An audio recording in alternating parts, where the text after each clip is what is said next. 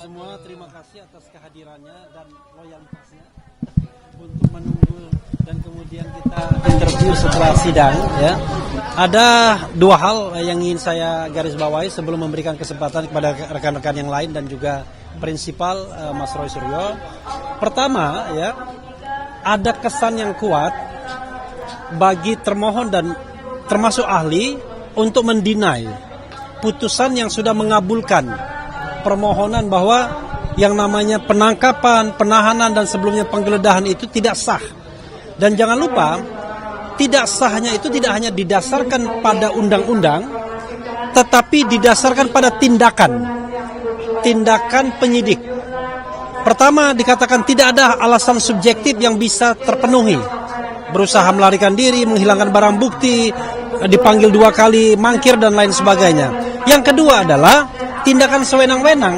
Kalau kita ingat bahwa kontrak dalam tanda kutip penyidik dengan Mas Roy dan Dr. Tifa adalah mereka tidak ditahan, tapi mereka kemudian wajib lapor.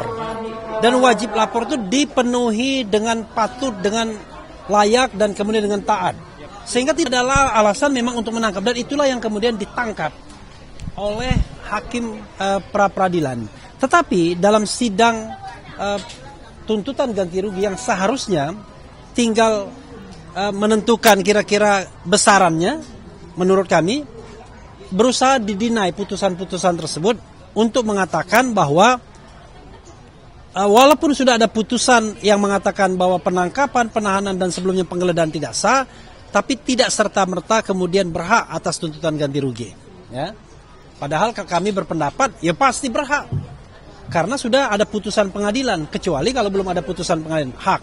Tetapi masalahnya adalah, apakah kemudian hak tersebut dengan besaran berapa pengabulannya oleh hakim seperti apa, maka itu adalah kewenangan hakim sepenuhnya. Tetapi apa yang kami minta itu tidaklah kemudian di luar penghitungan yang di luar penghitungan rasional. Tidak irasional. Kami meminta tuntutan ganti rugi 106 juta rupiah untuk kerugian material, dan itu sesuai dengan plafon 100 juta, hanya lebih 6 juta saja.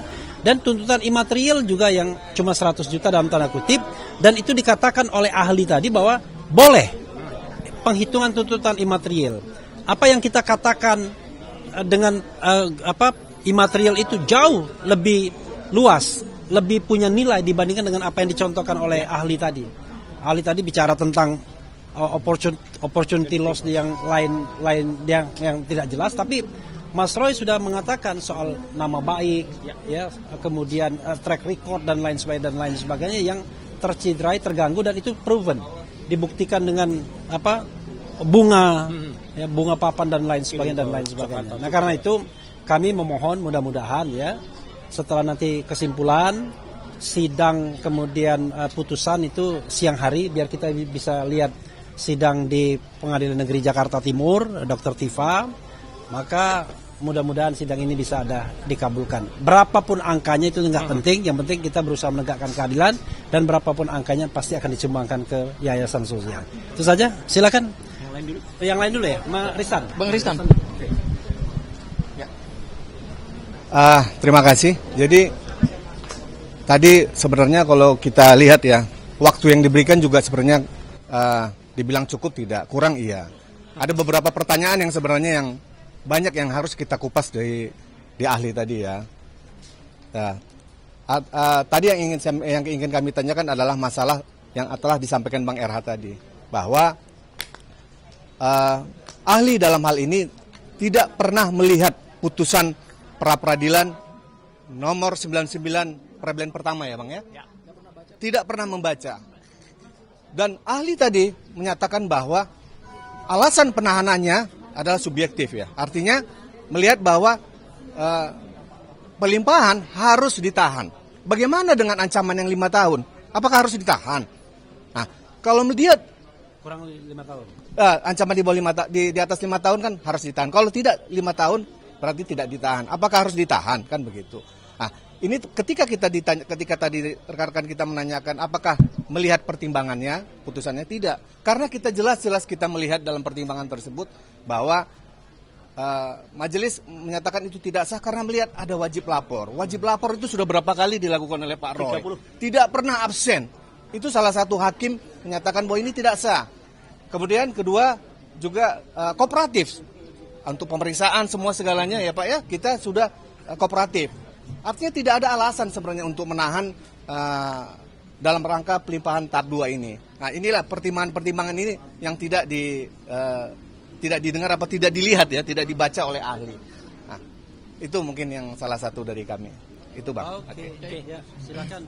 Gafur. Jadi sebelum Mas Roy Mas Roy, jadi gini, ahli itu yang dimintakan adalah pendapatnya. Dan ahli itu mendasarkan pendapatnya tentu pertama adalah berdasarkan undang-undang dan juga berdasarkan putusan. Tadi pendapat ahli itu hanya berdasarkan undang-undang dan tidak pernah membaca putusan, sehingga apa yang tadi dia nyatakan di dalam persidangan, saya kira hakim juga sudah tahu arahnya kemana gitu ya. Karena pada akhirnya kita harus memberikan apresiasi juga kepada ahli, karena ahli tadi kan dihadirkan oleh pihak termohon yaitu Polda Metro Jaya, yang tentu keterangannya harus lebih menguntungkan Polda Metro Jaya dong. Karena kan kita nggak tahu apakah seperti apa kontrak mereka gitu ya. Tetapi yang pasti adalah dari keterangan ahli tadi, posisi ahli justru pendapatnya banyak lebih menguntungkan kita. Meskipun dia berusaha untuk menolak beberapa argumentasi yang sebenarnya dari awal sudah dia bangun gitu loh. Tapi kami yakin dan percaya bahwa panitra kemudian hakim juga sudah jeli dalam melihat alur dari pendapat ahli. Misalnya tadi ahli menyatakan bahwa berdasarkan ketentuan pasal 173 KUHP yang baru, terhadap seorang tersangka, terdakwa, terpidana yang ketika ditangkap dan ditahan tidak sesuai dengan hukum yang berlaku atau tidak mempunyai alasan yang sah, maka bisa dimintakan ganti kerugian. Itu clear ya, artinya permohonan pra peradilan ini memang mengikuti ketentuan pasal 173 KUHP yang berlaku. Kemudian yang kedua, ahli juga tadi menyatakan bahwa perhitungan nilai ganti kerugian itu didasarkan pada PP 92 tahun 2015, yaitu plafonnya adalah minimal 500.000 dan maksimal adalah 100 juta. Dan kami menyandarkannya pada itu, yaitu materialnya adalah 106 juta, hanya lebih 6 juta, kemudian imaterialnya juga adalah 100 juta. Jadi tidak melebihi apa yang ditentukan oleh hukum negara.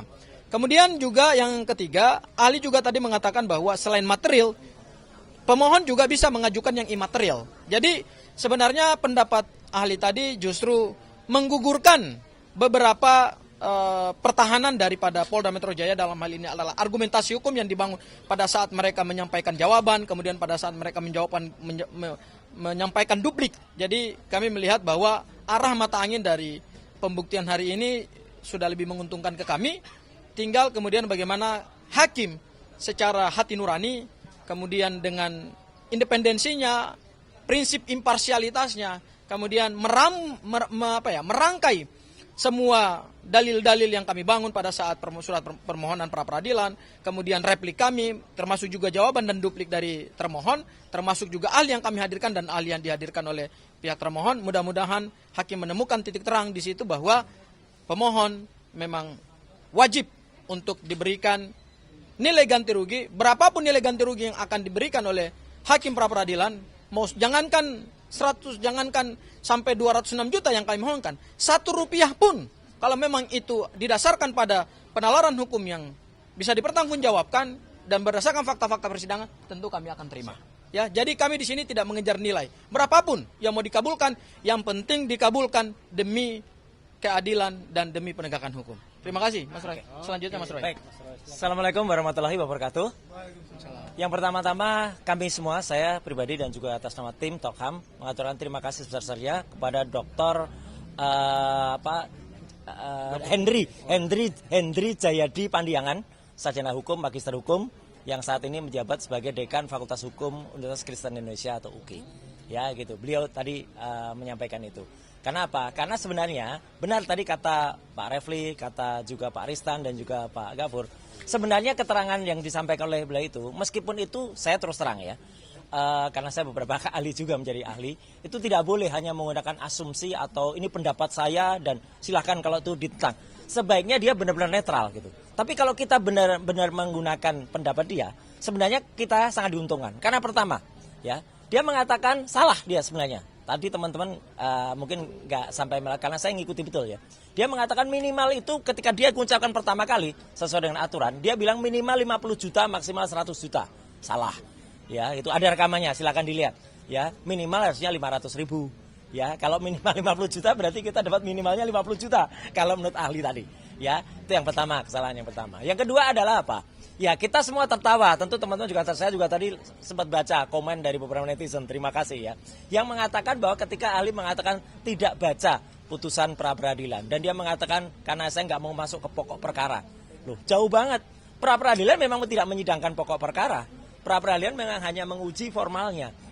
Tapi bagaimana dia bisa menilai secara objektif kalau dia tidak baca putusan pra-peradilan yang pertama, nomor 99 itu. Apalagi ketika tadi ditanya, ditegaskan. Jadi yang menjadi pertimbangan adalah apa?